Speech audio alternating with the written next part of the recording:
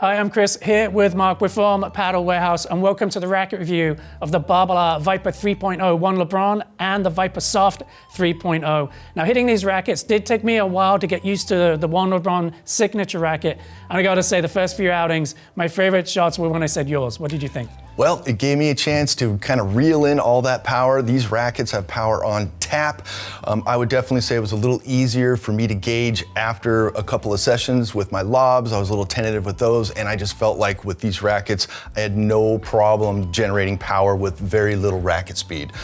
Very impressive overall. Once I started to get used to it, I was hitting great lobs off the glass. It was very nice, very predictable and obedient paddle, but I would agree it's a very challenging tour. Yeah, you said easy to generate power with them, but I felt like I really had to work for it defensively, especially with the signature racket. This is a really firm feeling racket, one of the firmest feeling rackets I've used.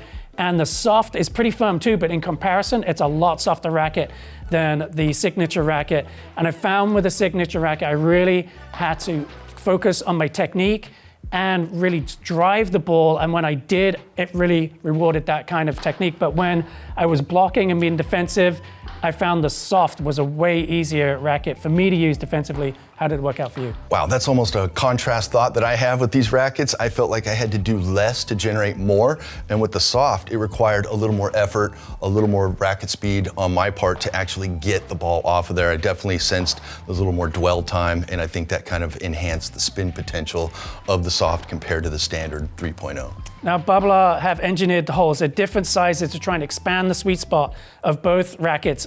With the signature racket, I really wish they'd done more just because I felt like I needed that for my game.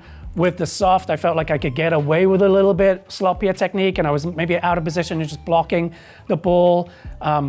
I did with more play, though, like the signature racket. It came around for me, and I loved it when I was being super aggressive and taking a big swing. It's a very stable racket. It really comes through the ball, and that firm feel, I felt like I started to really dial in the direction and pace of my shots. How did they work out for you? Worked out very well. I'm gonna say between the two, it was just easier for me to manage the 5 less grams of weight. I know they both have basically the same 270 millimeter high balance point, very plush, very solid. I definitely felt like the exit velocity was much more noticeably high on the standard 3.0, where I just had a little bit more forgiveness, and in that regards, I would agree with you. It was just a little bit more forgiving. I could get away with less than perfect stroke mechanics to generate really good shots.